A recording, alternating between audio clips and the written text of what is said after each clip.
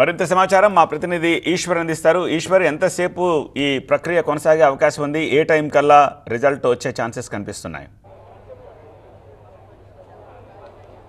చాలా తక్కువ సమయం మాత్రమే ఎందుకు తీసుకునే అవకాశం ఉంది. కేవలం అరగంట లోపల రిజల్ట్కి సంబంధించి మనకి ఫలితాలు బయటికి వెళ్ళబడిపోతున్నాయి. కేవలం ప్రస్తుతం అయితే 74 మంది వచ్చినట్టుగా కూటమి చెప్తున్నప్పటికీ కూడా అంత నెంబర్ రాలేదు అని చెప్పి వైసీపీ చాలా పకడ్బందీగా చెప్తుంది. అందుకు అవసరమైన నెంబర్ మా దగ్గర ఉంటే ఎలా వస్తారని వాళ్ళు చెప్తున్నారు. కానీ కూటమి నుంచి లోపల నుంచి వస్తున్న సమాచారం ప్రకారం కొద్ది క్షణాల క్రితమే వచ్చిన ఫోన్ ప్రకారం కూడా 74 మంది ఇక్కడికి చేరుకున్నారు. ఇక్కడ అవిశ్వాసం పైన సమావేశం ఏర్పాటు చేయడానికి అవసరమైన కోరంకి 74 మంది సభ్యులు అవసరం. 74 మందిని రీచ్ అయ్యామని చెప్తున్న నేపథ్యం కనిపిస్తుంది. ప్రస్తుతం మనం జీవీఎంసీ చూస్తున్నాం. విశాఖపట్నం నగరపాలక సంస్థ లోపలే ఇక్కడే కౌన్సిల్ సమావేశం, ప్రత్యేక సమావేశం జరుగుతుంది. ఈ కౌన్సిల్ సమావేశానికి వైసీపీ గైర్హాజరైంది. ఎందుకంటే ఈరోజు ప్రధానంగా సమావేశానికి సంబంధించి అవిశ్వాసం ఆమోదం పొందాలంటే మీతో పని చేసినందుకు చాలా సంతోషంగా ఉంది. మీరే బెస్ట్ బాస్. ఇప్పటి వరకు మేనేజర్గా ఉన్నాను, ఇప్పుడు బాస్ అవుతాను. ఎలా? బాస్ వాలా బాస్ వాలా బీ ద బాస్. 51% సరిపోతుంది. అంటే మొత్తం 98లో 49 మంది, 97 మంది ప్రస్తుతం సభ్యులు ఉన్నారు, కార్పొరేటర్లు ఉన్నారు. వాళ్ళలో 49 మంది వస్తే అవిశ్వాసం అయితే ఆమోదం పొందుతుంది. కానీ అవిశ్వాసం పెట్టాలి అంటే కోరం కావాలి. ఆ కోరానికి పూర్తి మెజార్టీలో 2/3 మెజార్టీ కావాలి పూర్తి సభ్యుల్లో. అంటే 97 మందిలో 2/3 అంటే 74 మంది కావాలి. దానికి సంబంధించిన ఎక్సఫిషియో మెంబర్తో కలిపితే దానికి ఆ 74 రీచ్ అవ్వడానికి చాలా క్లిష్టమైన పరిస్థితులనే ఎదుర్కొన్న పరిస్థితి అయితే కనిపించింది. ఎందుకంటే వైఎస్ఆర్ కాంగ్రెస్ పార్టీ కూడా చాలా వ్యూహాత్మకంగా గత నెల రోజుల నుంచే కూటమిని ఏర్పాటు చేసి వాళ్ళ వద్దున్న 34 మందిని ఇతర రాష్ట్రాలకి, అక్కడి నుంచి ఇతర దేశాలకి తీసుకెళ్లి క్యాంపులు నిర్వహించడం జరిగింది.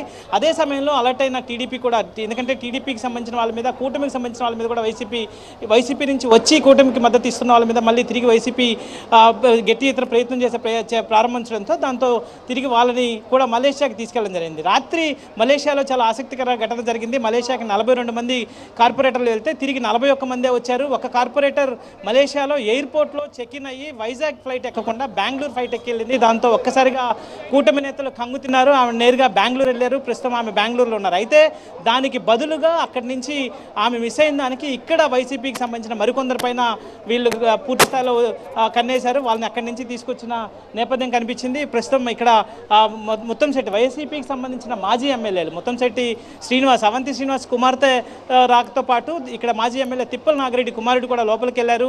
వీళ్ళు అయితే తిప్పల నాగిరెడ్డి కుమారుడు వంశీరెడ్డి మీద కొంత ఇంకా అనుమానం ఉంది అన్నట్టుగా కూటమి నేతలు వ్యక్తం చేస్తున్నారు. ఒకవేళ సమావేశానికి లోపలికి ఇక్కడికి జీవీఎంసీ ప్రాంగణంలోకి వెళ్ళినా కూడా కౌన్సిల్ హాల్లోకి వెళ్తారా లేదా అన్నది ఒక అనుమానం అయితే కంటిన్యూ అయితే వచ్చింది. ప్రస్తుతానికైతే అందరూ కౌన్సిల్లోకి వెళ్ళారు. 74 మంది కౌన్సిల్కి వెళ్ళినట్టుగా కూటమి నేతల నుంచి అధికారికమైన సమాచారం, వాళ్ళ నుంచి వస్తున్న సమాచారంగా తెలుస్తుంది. అయితే ఇంకా అధికారికంగా ప్రకటించాల్సింది.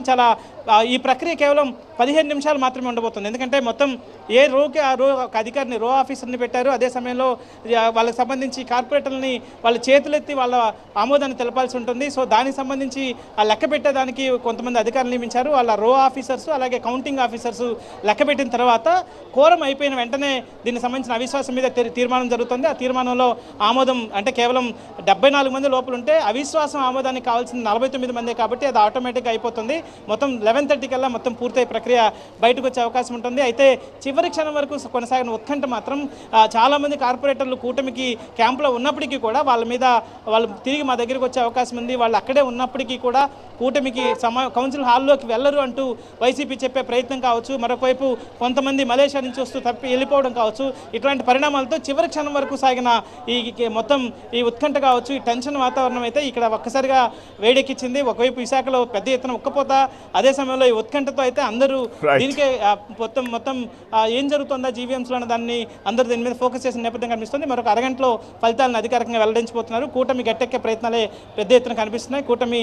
అధికారికంగా కూటమి గెలుపుని ప్రకటించే అవకాశం ఉన్నట్టుగా సమాచారం అందుతున్న నేపథ్యం కనిపిస్తుంది. ఆల్ రైట్ ఈశ్వర్, సో మరికొద్ది క్షణాల్లోనే తేలబోతోంది అవిశ్వాసాన్ని కూటమి నెగ్గించుకుంటుందా లేక చివరి నిమిషంలో ఏమైనా ట్విస్టులు ఉంటాయా అనేది. అయితే కూటమి నేతలు మాత్రం చాలా కాన్ఫిడెంట్గా ఉన్నారు. ఎమ్మెల్యే గంటా శ్రీనివాస్ ఏమంటున్నారో ఒకసారి చూద్దాం.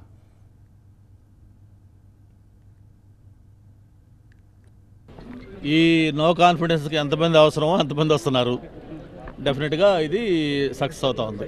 ఎంతమంది ఉన్నారు, ఎంతమంది వస్తున్నారు, ఏమవుతుంది మొత్తం కూడా చూడబోతున్నారు. ఈ నో కాన్ఫిడెన్స్కి ఎంతమంది అవసరమో అంతమంది వస్తున్నారు. డెఫినెట్గా ఇది సక్సెస్ అవుతా ఉంది. ఎంతమంది ఉన్నారు, ఎంతమంది వస్తున్నారు, ఏమవుతుంది మొత్తం కూడా చూడబోతున్నారు.